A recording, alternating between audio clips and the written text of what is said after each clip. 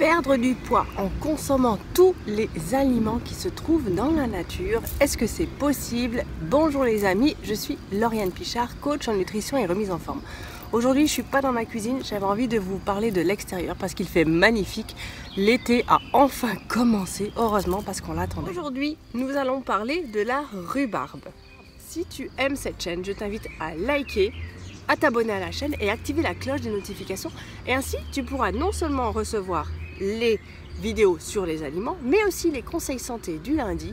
Et dimanche, en général, je cuisine deux recettes, une recette saine et une recette gourmande pour que tu ne sois jamais à court d'idées, puisses prendre plaisir à maigrir.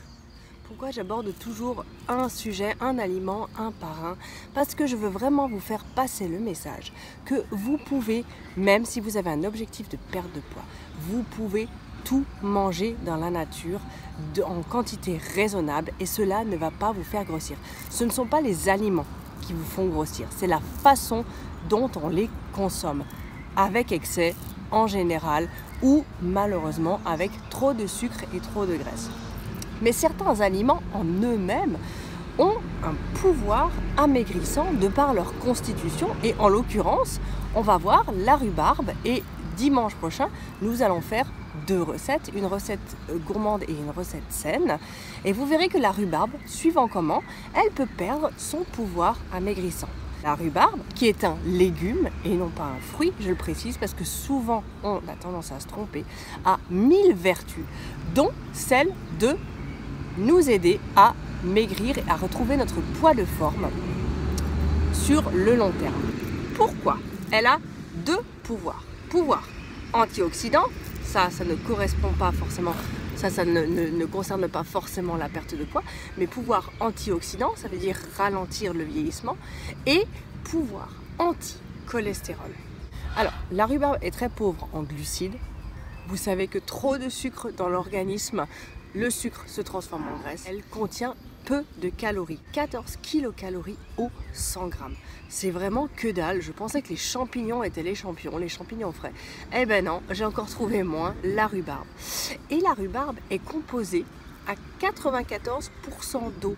Donc elle a un pouvoir hydratant et en plus, elle va nous permettre de ressentir ce sentiment de satiété que nous recherchons tous dans une période de rééquilibrage alimentaire, parce que le problème quand on veut perdre du poids, on associe souvent ça à la faim, à la privation, et justement ce n'est pas le but recherché. Ce qu'il faut, c'est manger des aliments nutritifs qui sont pauvres en calories mais qui nous apportent suffisamment de nutriments pour nous permettre de ne pas avoir faim jusqu'à la collation ou alors jusqu'au prochain repas.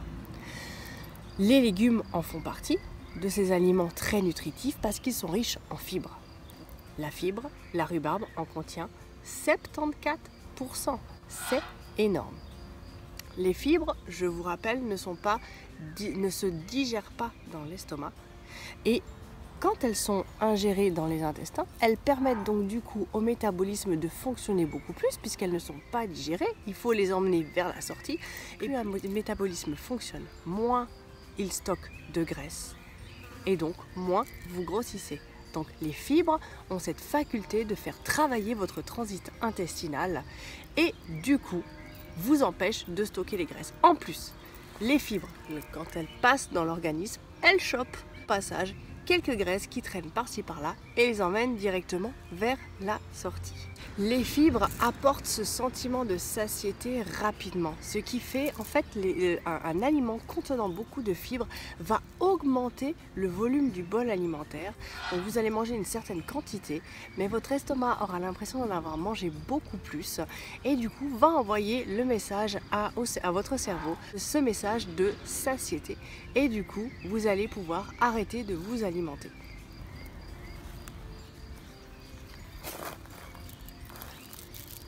Donc plus vous mangez de fibres, plus cela va vous tenir au corps, moins vous aurez faim et plus cela va retarder l'apparition de la faim également. Donc cela va éviter la suralimentation.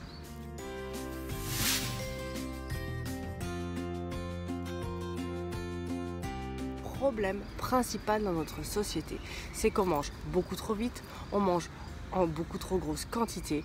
Du coup, nous ingérons beaucoup plus de calories que ce que notre corps en demande et en plus, nous faisons moins de sport. Donc vraiment, il faut choisir ces aliments, des aliments qui sont peu caloriques, nutritifs et qui nous rassasient rapidement. La rhubarbe en fait partie. Elle est riche en fibres, 74%. Elle est composée à 94% d'eau et elle est très basse en glucides, les sucres complexes. Elle n'en contient que 3,5 grammes pour 100 grammes. C'est vraiment pas énorme. Par contre, erreur que nous faisons, c'est que la rhubarbe, souvent, on l'associe avec du sucre, dans les confitures, dans les préparations. Et le problème, c'est que quand on rajoute du sucre, en général, la rhubarbe, paf, elle passe de 3,5 grammes de glucides à 40 grammes de glucides, soit 10 fois plus de sucre quand nous augmentons nous-mêmes le pouvoir sucrant de la rhubarbe.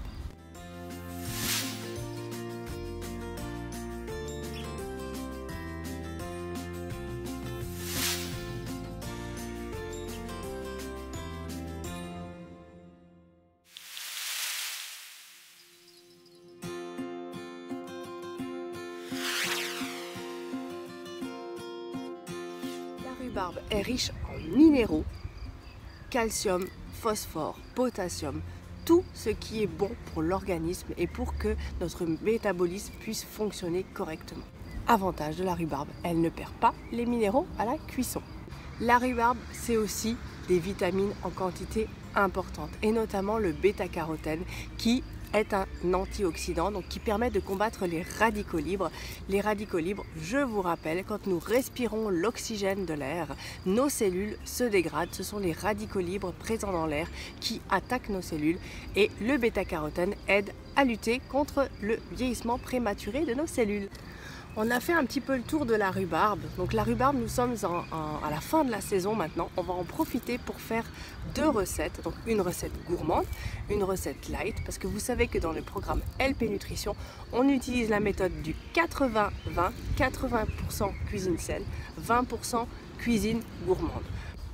Je vous donne donc rendez-vous dimanche 9h dans ma cuisine pour réaliser une recette un petit peu spéciale au niveau de la recette light, c'est-à-dire une tarte asperges et rhubarbe. Les ingrédients vont s'afficher sur le côté. Et pour la recette gourmande, nous allons faire une île flottante à la rhubarbe.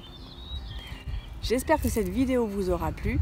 Si vous ressentez le besoin d'intégrer le programme LP Nutrition pour une perte de poids, vous ne vous sentez pas bien dans votre corps, vous ne savez plus quoi manger, tout ce que vous mangez, tous les efforts que vous faites vous font maigrir puis regrossir, il vous faut faire une rééducation nutritionnelle. Dans le programme LP Nutrition, je propose une phase d'amaigrissement, une phase de rééducation nutritionnelle où je vous accompagne car c'est seulement si vous arrivez à acquérir un minimum de savoir sur les aliments que vous pouvez ensuite maîtriser votre alimentation à long terme. Si vous désirez prendre contact avec moi, je vous invite à répondre au sondage qui se trouve dans la description de cette vidéo. Je prendrai contact avec vous, nous ferons un bilan personnalisé et nous verrons ensuite sur quel chemin vous emmenez, quel programme vous conviendra le mieux. Sur ce, je vous souhaite une très bonne journée. Moi, je vais aller profiter encore un peu du parc et je vous dis à dimanche. Ciao, ciao!